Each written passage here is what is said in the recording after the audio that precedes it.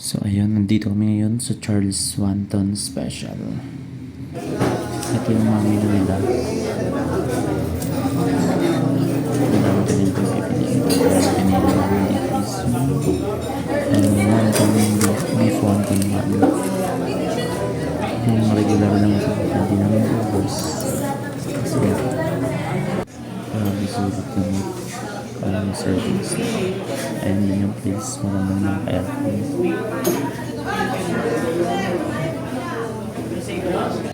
Dito na yung in-order namin. Ito yung wonton regular. Then nag-order din kami siomay nila ang lalaki. So, exciting talaga. Kaya para din nadarayo din.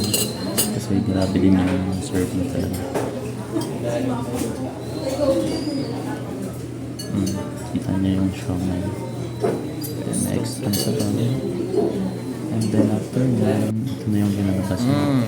Lagas. Hindi na Yung kanin, hindi na naubos. Then, may ito yung Pati ikaw pang isa.